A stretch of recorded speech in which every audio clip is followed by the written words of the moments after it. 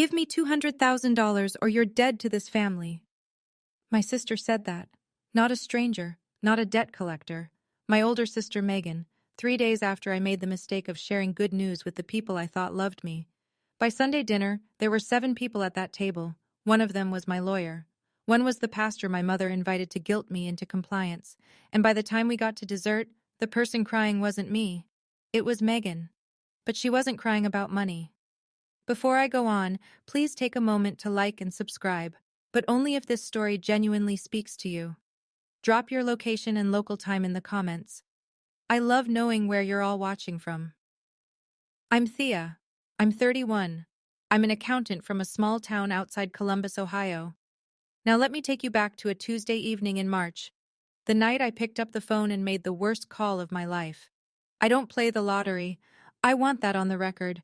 I'm the kind of person who tracks every dollar in a spreadsheet and brings lunch to work in Tupperware. But that Tuesday, I stopped to fill up my tank at a speedway outside Westerville, and there was a Mega Millions sign on the counter, $2. I thought, why not? 4 days later, I'm sitting in my apartment staring at my phone screen, checking the numbers for the 3rd time. Then the 4th, then the 5th, $1.2 million. After taxes, about $740,000. Still enough to change my life. Enough to finally buy a house. Enough to stop renting. Enough to breathe. And the very first thing I did, before calling a financial advisor, before calling a lawyer, before doing anything a smart person would do, I called my mother. "Mom, you're not going to believe this," she screamed. She screamed. I could hear her pulling the phone away from her ear, shouting into the next room, "Gerald, Thea won the lottery! Thea won the lottery!" And for a moment I felt something I hadn't felt in years. I felt like I belonged to them again. Within an hour, Dad called. His voice was warm for the first time in months. "Proud of you, kid." 3 words I'd been chasing my whole life. Within 2 hours, Megan called, sweet as honey. "Oh my God, Thea, I'm so happy for you. We should celebrate. We should do a family dinner."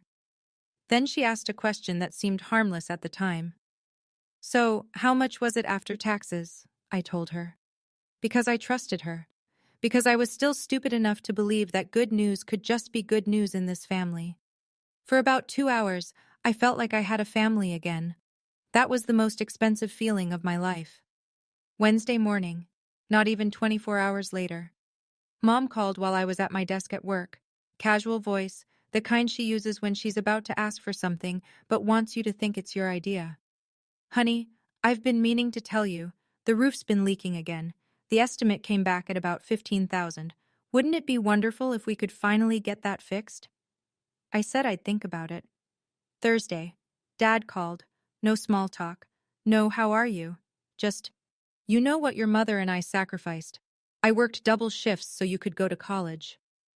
Here's the thing about that statement. It's not true. My father did work double shifts, but that money went to bills, to Megan's cheerleading gear, to a boat he sold 3 years later at a loss. My college was paid for with federal loans. Loans I'm still paying off at 31, but I didn't say that, not yet. Thursday night. Megan called again. The honey was gone. "Thea, I need $200,000. Todd and I are drowning. The credit cards, the mortgage, it's bad. You have the money. This is what family does." 200,000 out of 740. More than a quarter of everything I had. I told her I needed time to think. "What's there to think about?" I opened my mouth to answer, but she cut me off. "If you say no, don't bother showing up Sunday." She hung up. I sat in my apartment, lights off, phone still in my hand. 3 days ago, I was nobody to these people. I got one check, and suddenly the whole family had a claim on my life. I just didn't know yet how organized that claim was about to get. Friday morning, my phone buzzed with a text from a number I hadn't seen in months. Pastor David Patterson from Mom's church.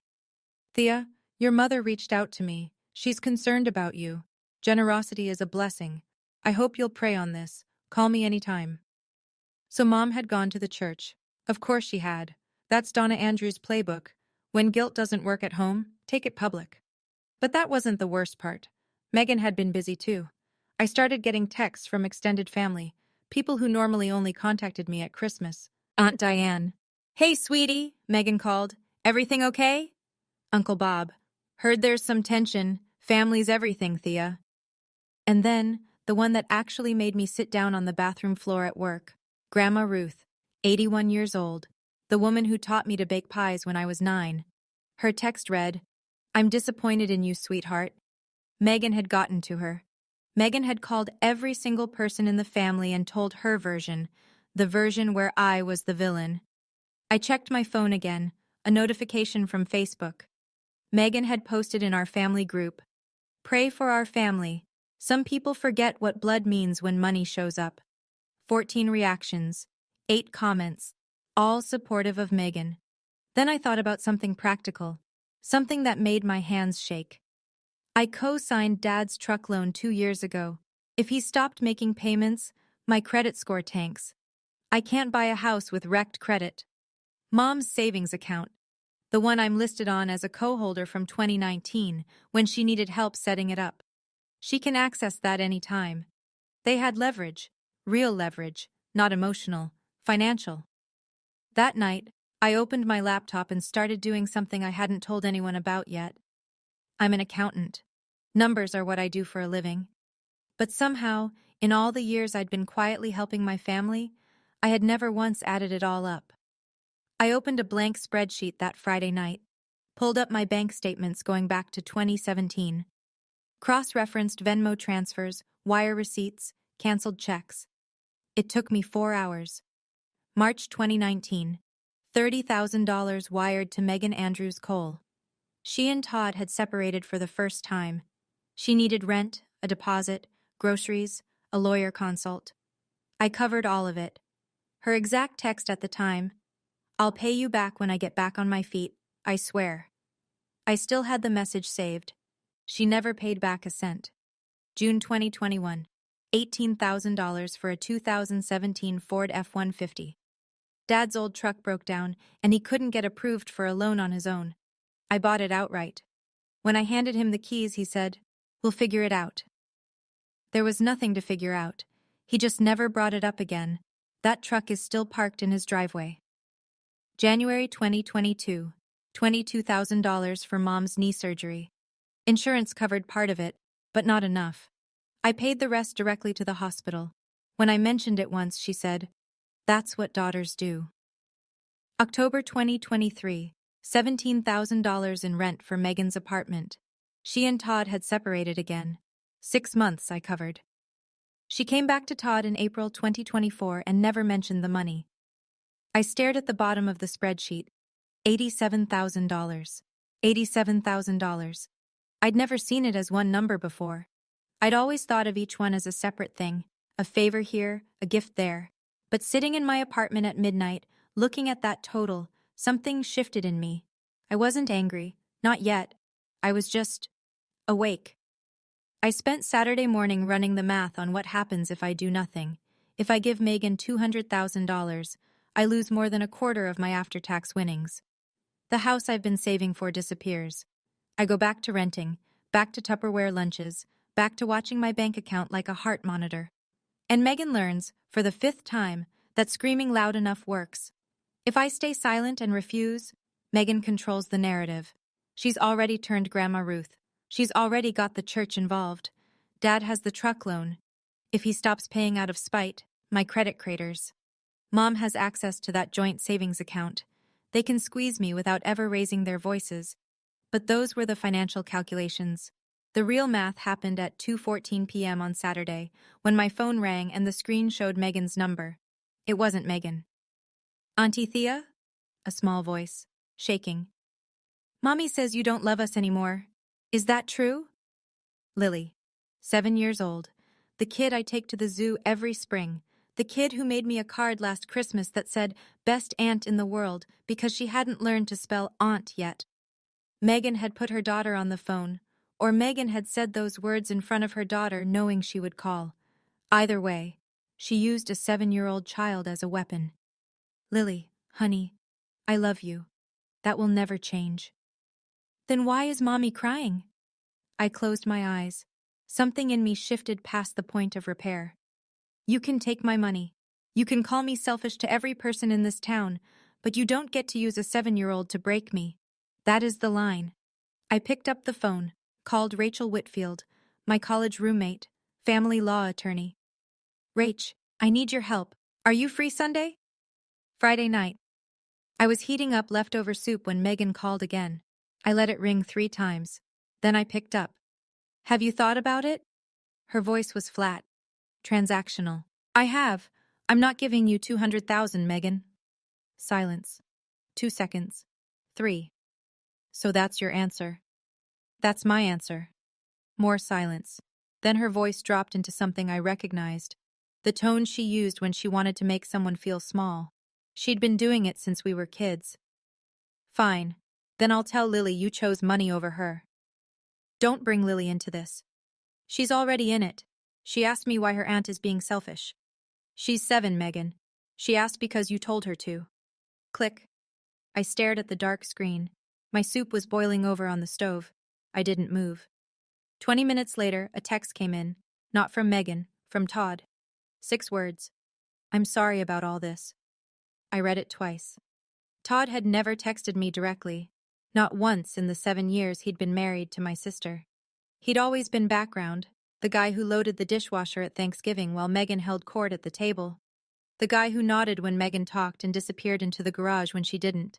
But here he was. 6 words, no context, no follow-up. I almost texted back. Instead, I saved the message and put the phone face down on the counter. I didn't know what Todd's text meant yet. But I filed it away in the same part of my brain where I file things that don't add up. Numbers that seem small at first, but end up mattering more than everything else on the spreadsheet. My soup had burned. I ate cereal instead. Saturday morning, 8:07 a.m. I know the exact time because I was still holding my coffee when Dad's name lit up my screen.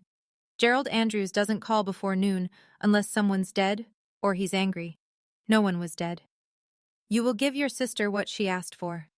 No hello. No morning, kid.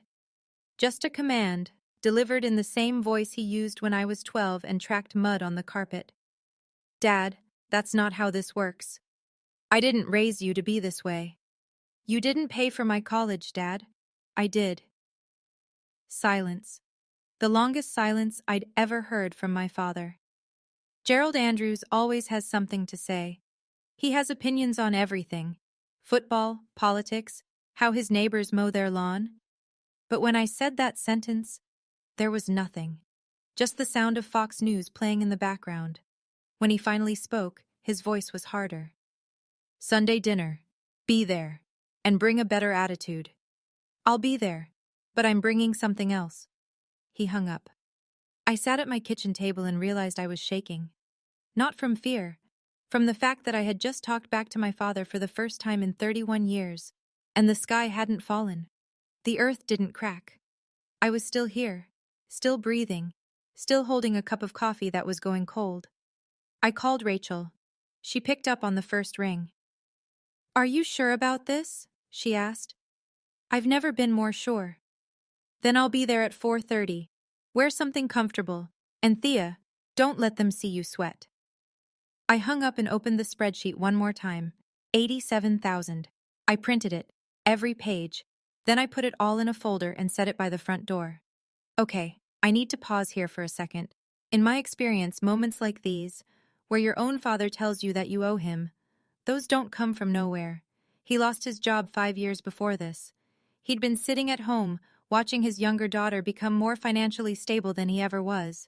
I'm not excusing it, but I understand the wound underneath it. Now here's what I want to ask you. When Megan told me she'd turn Lily against me, do you think she was bluffing?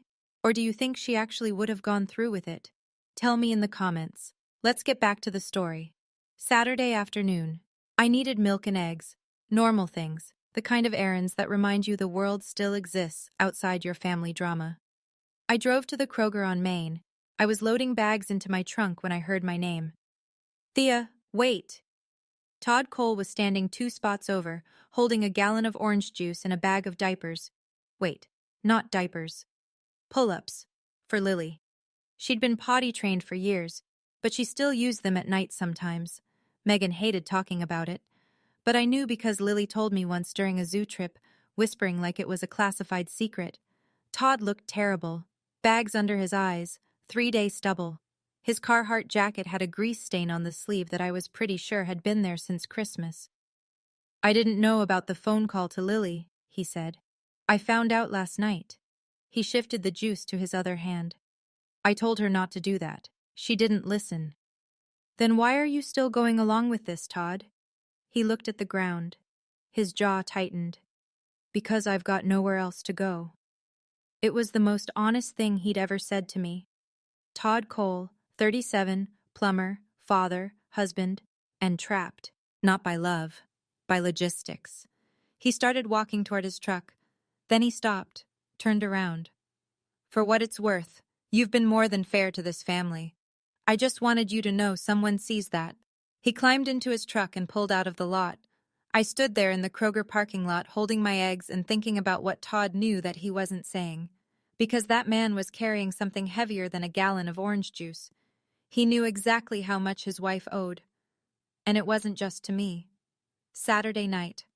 I was sitting on my couch with the folder on the coffee table, going through the printouts one more time, when my phone buzzed. Aunt Diane.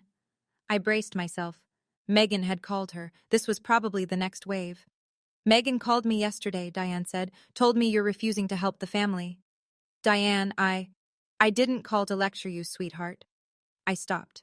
Diane Andrews is 54. She teaches 4th grade at Millbrook Elementary.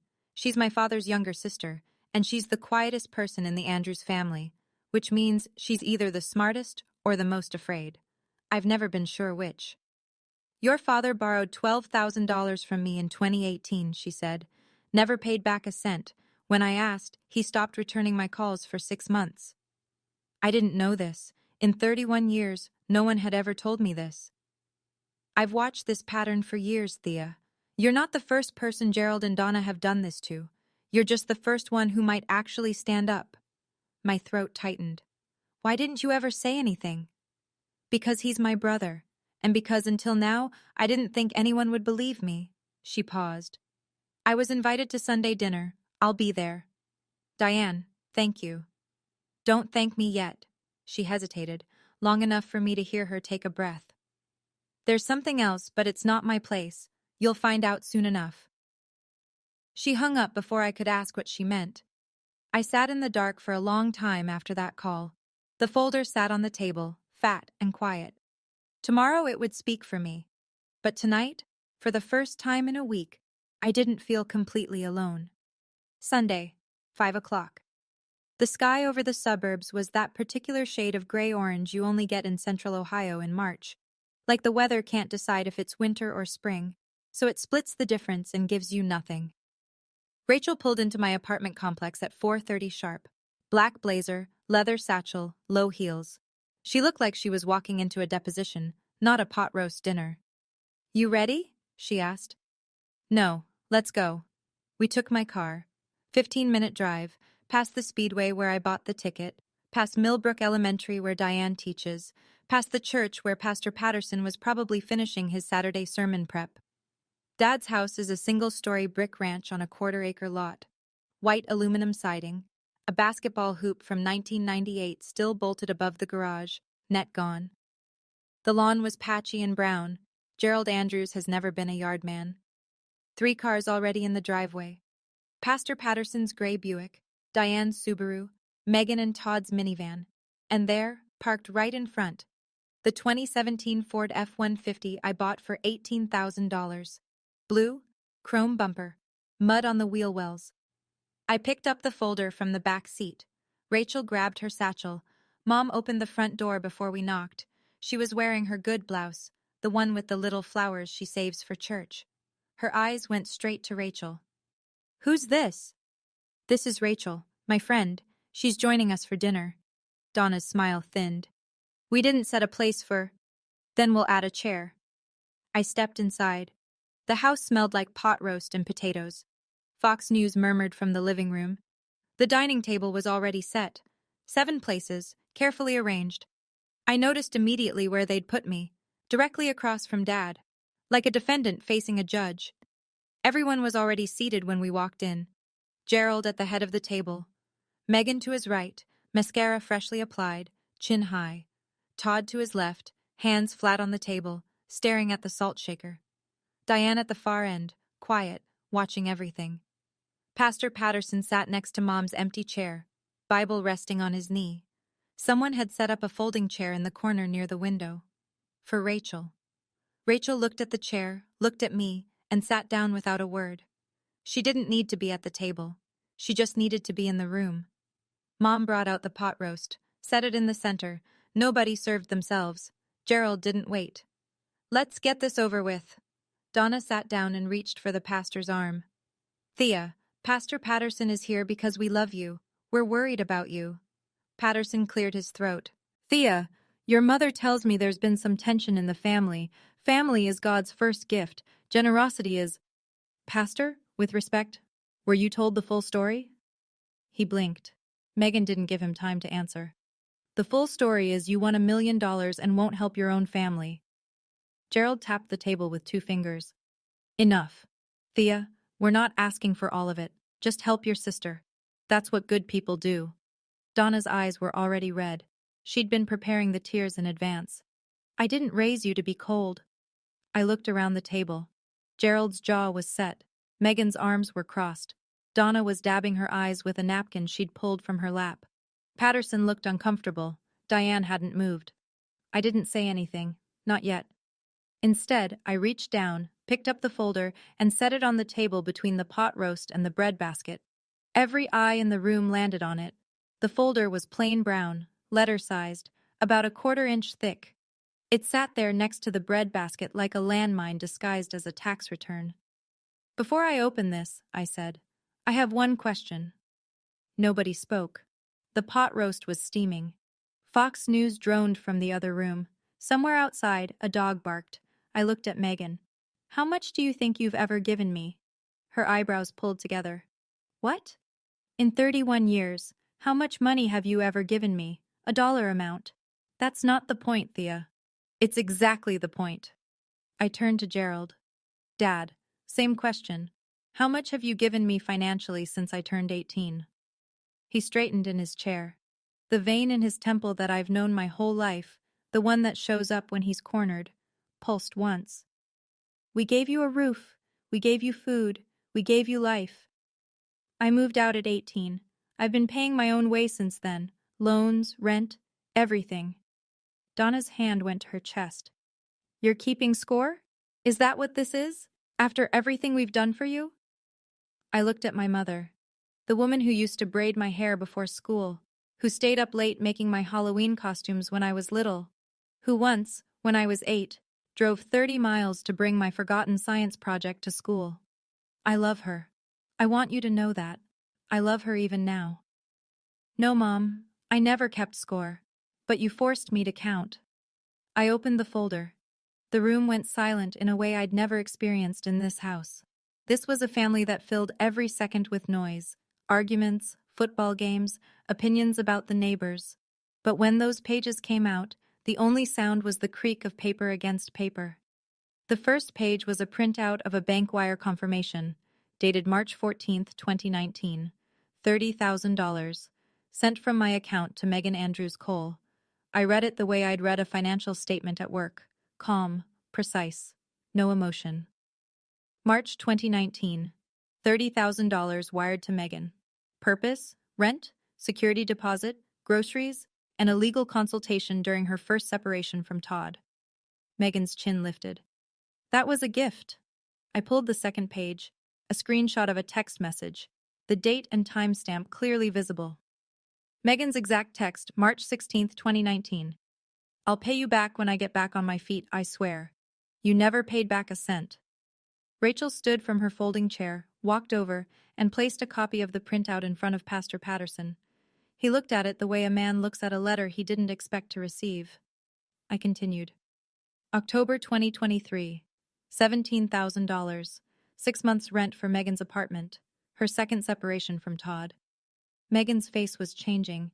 The defiance was still there, but something underneath it was shifting. The first crack in the wall. That was different. I was in a bad place. I know you were. And I helped. Your text from that period, here on page 4, reads, I promise I'll make it up to you. You didn't. I set the pages down and looked at Pastor Patterson. He was reading the printout Rachel had given him, glasses low on his nose. He looked up at Donna, then back at the page.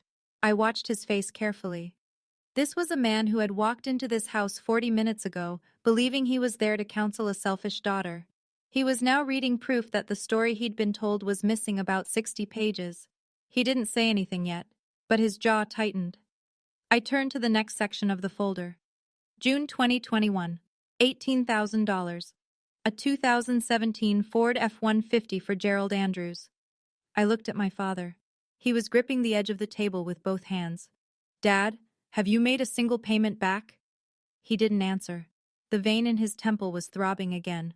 The truck, his truck, the one he drove to the hardware store, and the barber and the VFW haul every week, was sitting right outside in the driveway. Everyone at the table could see it through the window. I moved to the next page. January 2022, $22,000. Mom's knee surgery. Insurance covered a portion. I paid the remaining balance directly to the hospital. Donna's face crumpled. I'm your mother. That's what children do. Then what do parents do, Mom? No answer. Just the sound of Donna folding and unfolding her napkin. Total across 8 years. I laid the final summary page flat on the table. The number was printed in bold at the bottom. Simple, clean, no commentary. $87,000. That is what this family owes me, not the other way around. I closed the folder, didn't slam it, didn't raise my voice, just pressed the cover shut and set my hands flat on either side of it. Diane spoke first. She'd been silent for the entire dinner, and when her voice came, it cut through the room like cold air through an open door. $87,000, Gerald. She looked at her brother. And you're sitting here demanding more? Gerald's eyes snapped to Diane. For a moment I thought he was going to shout, but he didn't. He just looked at her, his little sister, and for the first time I saw something in my father's face that I'd never seen before. He looked caught. Pastor Patterson took off his glasses, set them on the table next to the printout, rubbed the bridge of his nose. He'd been quiet for the entire reveal.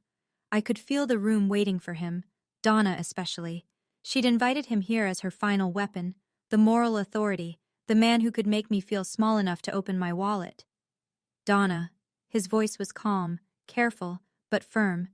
When you asked me to come tonight, you told me Thea was being selfish with her money. You didn't tell me any of this. Mom reached for his arm. Pastor, it's more complicated than... It looks pretty clear to me. He turned to face me, and what I saw in his eyes wasn't pity or judgment. It was something closer to respect. I owe you an apology, young lady. I came here tonight with incomplete information. That was my mistake, and I'm sorry. Megan slammed her palm on the table. This is private family business. She had no right to bring a lawyer and spreadsheets to a dinner table. I didn't raise my voice. You made it public when you posted on Facebook, Megan. You made it public when Mom called the pastor. I'm just finishing what you started. The room went still. Megan opened her mouth, closed it. Her mascara was running now, 2 thin black lines tracking down her cheeks. Patterson pushed back his chair and stood. He picked up his Bible. I think I've heard enough. Donna, Gerald, I'd encourage you both to reflect on this, deeply. He walked around the table, stopped in front of me, and extended his hand. I shook it. Then he nodded to Rachel, who hadn't said a single word the entire evening. He walked out. The front door clicked shut behind him, and the room exhaled. The pot roast had gone cold. No one had touched the food. The bread basket sat untouched next to the folder like a still life someone would paint and title American Family March. I waited until the sound of Patterson's car engine faded from the driveway. Then I spoke. I'm not asking anyone to pay me back. I'm not here for revenge, but I need everyone at this table to hear what happens next. Gerald's eyes were on the window. Donna was gripping her napkin with both hands. Megan was wiping mascara with the back of her wrist. Todd was staring at the salt shaker again. 1. I'm removing my name from Mom's savings account tomorrow morning. Donna flinched. 2. I'm refinancing the cosign on Dad's truck. If the bank approves it, my name comes off. If not, I'll give you 90 days to find a new co-signer. Gerald didn't move. 3. There will be no more loans, no more gifts disguised as obligations. If anyone in this family needs financial help, we discuss it like adults, not with guilt, not with pastors, not with threats. I paused. Let the silence do the work. And 4. I looked directly at Megan. If you ever use Lily against me again, ever, you won't hear from me. Not because I don't love her, because she deserves better than being someone's weapon. Megan's lower lip trembled, but she didn't speak. Rachel sat in the corner, hands folded in her lap. She hadn't opened her satchel, hadn't produced a single document, hadn't said one word the entire night. She didn't need to. Her presence alone, a lawyer, sitting in the room, hearing everything, was the quietest and heaviest thing at that table. I'm not here because I hate this family. I'm here because this is the last time I sit at a table where loving someone means letting them take from me. Gerald pushed his chair back. The legs scraped against the linoleum, a sound that cut through the silence like a blade. He stood up, didn't look at me, didn't look at Diane, didn't look at anyone.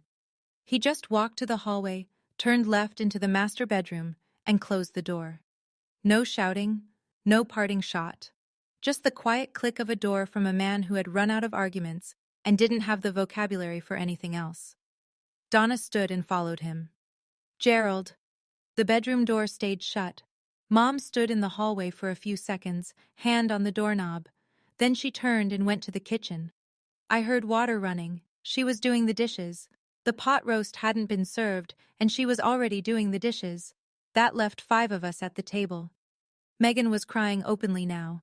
Not the performative tears from earlier. Real ones. Messy. The kind that make your nose run and your voice break. You've ruined this family, she said. And then Todd spoke. No, Megan. She didn't. Every head turned. Todd Cole, the background husband, the nodder, the dishwasher loader, the man who had never once raised his voice in this house, was sitting upright in his chair, and his face was flushed red. We owe $42,000 in credit card debt. You know that. I know that. But you never told your parents, and you wanted Thea to bail us out so they'd never find out. Todd, shut up. No, I'm done shutting up. Megan stared at him. This wasn't a betrayal. This was something worse for her. It was the truth from the one person she assumed would never say it out loud. She looked around the table. Diane, me, Rachel. Nobody was coming to save her. Megan covered her face with both hands and sobbed. She wasn't crying about the money. She was crying because the last secret she had was gone. I want to pause again. I know some of you might be thinking, Thea, Todd just blew up his own marriage at your dinner table. And honestly, I thought the same thing sitting right there. But here's what I realized later. Todd had been watching Megan lie to everyone for years, and he was exhausted. Sometimes people don't explode because of one moment. They explode because of 1,000 moments of silence that came before it. So here's my question. Do you think Todd was right to say that at the table? Or should he have told Megan privately first? Drop your take in the comments. Okay, back to the dinner. Monday morning, 9:15 a.m. I walked into First Federal Credit Union on Broad Street and asked to remove my name from a joint savings account. The teller, a woman named Karen who'd processed my deposits for 6 years, looked at the screen and then at me. Are you sure about this? I've never been more sure. It took 20 minutes. When I walked out, the March wind hit my face and I stood on the sidewalk for a moment, breathing. One down. Tuesday, I called the bank about Dad's truck loan, filed the paperwork for a refinance. The loan officer told me the process would take 60 to 90 days. We'll need the primary borrower's cooperation, he said. I told him I understood. Wednesday. Silence from Gerald. Silence from Megan. Thursday. Donna called. I picked up because she's my mother, and some instincts don't die in a week. You've torn this family apart, Thea. I set a boundary, Mom. That's different. She hung up. Friday. A letter arrived. Not an email, not a text. A handwritten letter in a shaky cursive I recognized immediately. Grandma Ruth. Dear Thea, I only heard one side. I'm sorry I judged you. Your grandfather would have been proud of you. Come see me when you're ready. Love, Grandma. I sat at my kitchen table and cried for the first time all week. Not because of the apology, because it meant someone in my family could hear the truth and change their mind. That weekend, Diane called. I want you to know something. Gerald borrowed $8,000 from your grandmother in 2020. She never told anyone. He never paid it back. I closed my eyes. The number didn't surprise me. The pattern did. You're not the only one, Thea. You're just the bravest. 2 weeks after Sunday dinner, Diane told me that Megan and Todd had started marriage counseling. I didn't ask for details. It wasn't my business. But Diane offered one. Todd told the counselor everything. The debt, the phone call with Lily, all of it. I felt something complicated when I heard that. Not satisfaction, not sadness exactly, just the heaviness of knowing that one dinner had cracked open more than I intended. Todd called me once, brief, direct. I should have spoken up years ago. I'm sorry I didn't. You spoke up when it mattered, Todd. He was quiet for a second. Then, Lily misses you. I miss her too. That was the whole conversation. Megan didn't call. Not a text, not an email, not a smoke signal. But 3 weeks after the dinner, something happened that I wasn't expecting.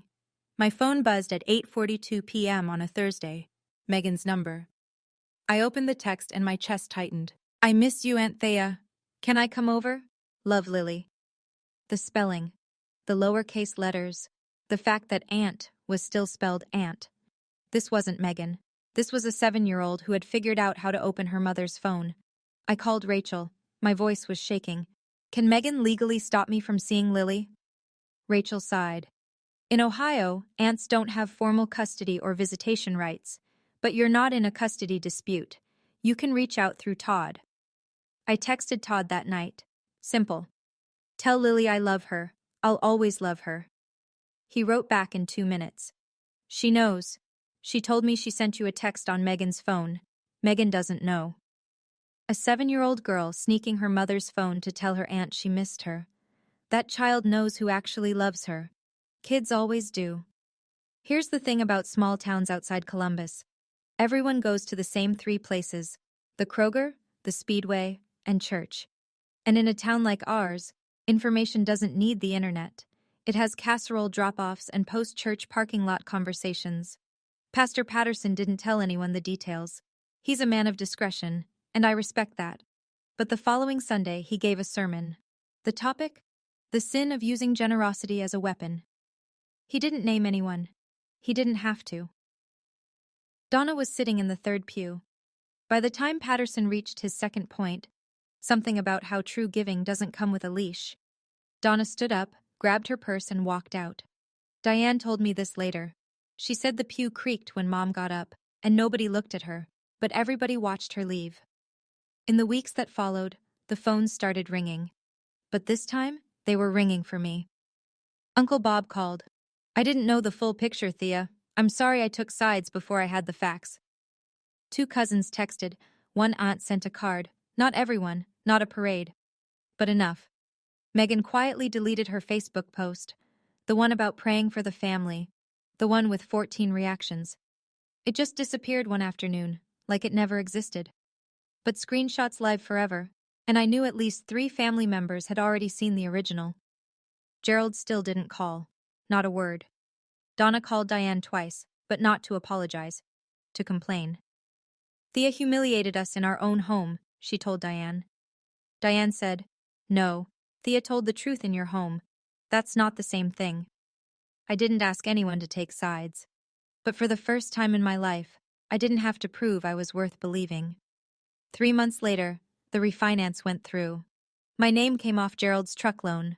The credit union officer called to confirm, and I said thank you, hung up, and sat in my car in the parking lot for 10 minutes, doing absolutely nothing. It was done. The last financial thread connecting me to my father's decisions was cut. I bought a house. Nothing fancy. A 2-bedroom Cape Cod on Elm Street, with a small yard and a front porch. The kind of house I'd been saving for since I was 23. It needed new gutters, and the kitchen cabinets were from 1987, but it was mine. My name, my mortgage, my front door. I didn't post it on social media, didn't send announcements. The only people who came to the housewarming were Rachel, Diane, and, to my surprise, Todd with Lily. Megan knew. Todd had told her where they were going. She didn't object. Rachel brought wine. Diane brought a potted fern that she said would outlive all of us if you just water it on Sundays. Todd brought a toolbox and tightened the loose handle on my back door without being asked. That's the kind of man Todd is. He fixes things quietly. Lily walked through every room with her hands behind her back, like she was inspecting the place.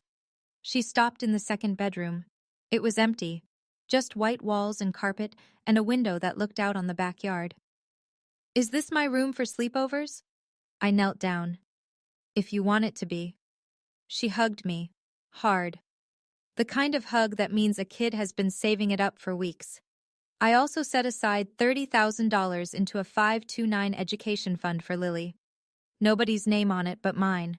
No one in the family knows about it yet. Some gifts don't need an audience. 3 months. Gerald Andrews hasn't called his youngest daughter in 3 months. I know he's alive because Diane gives me updates I don't ask for.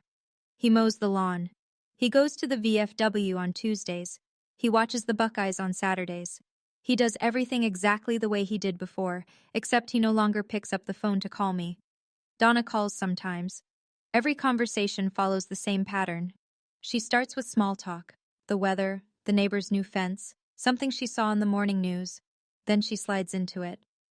I just wish things could go back to normal, Thea. And every time I say the same thing.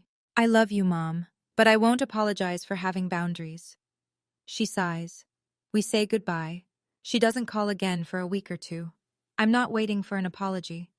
I've made peace with the possibility that one may never come, but I'm also not closing the door. The door is right there. It's unlocked. They know where I live, literally, because it's a small town, and Diane told Donna my new address. They just have to walk through it without a demand in their hands. Diane told me something last week that I keep turning over in my mind. Gerald misses you, she said. He'll never say it, but he sits on that front porch and stares at that truck, and I think he knows. I don't know what he knows. Maybe he knows he owes me money. Maybe he knows he owes me more than money. Maybe he's just sitting on the porch because he's 60 years old and tired and doesn't know how to say, I was wrong, because no one ever taught him how. I didn't lose my family. I lost the version of my family that required me to shrink so they could feel tall. I didn't tell you this story so you'd hate my family. They're real people with real pain. My father lost his job and with it, the only identity he'd ever built for himself. Provider, head of household, the man who works doubles. When that was gone, he didn't know who he was anymore. So he held on to the one thing he had left, authority. And authority without contribution turns into control. My mother learned love from a generation that didn't separate it from obligation. In her mind, family means you give everything and you don't ask questions. She wasn't trying to manipulate me. She genuinely believes that's how it's supposed to work. She just never considered that the giving was only flowing one direction. Megan never learned how to stand on her own because she never had to. She was the first child, the pretty one, the one who got the prom dress and the attention. And when life got hard, when the credit cards piled up and the marriage cracked, she reached for the only tool she knew, someone else's wallet. I understand all of that. Understanding is not the same as accepting. You can love someone and still say enough. You can miss someone and still refuse to go back to the version of yourself that made them comfortable. You can leave a door open and still protect what's inside your house. If you're the person in your family who gives and gives and gives, the one they call when they need money but not when they need to listen, I want you to hear me. You're not selfish for setting a boundary. You're not cold for asking to be treated like a person instead of a bank account. You're not the villain. You're surviving. And that's enough. That's my story. I don't know how it ends because I'm still living it. Maybe Gerald will call one day. Maybe he won't. But I know that the version of me who sat at that dinner table, calm, prepared, and done apologizing for existing, that's the version I want to keep being. If this story meant something to you, please like, share, and subscribe. And if you've got your own Sunday dinner moment, The one where you finally stopped shrinking? I'd love to hear it in the comments. There's another story waiting for you in the description. It hit me just as hard. I'll see you there.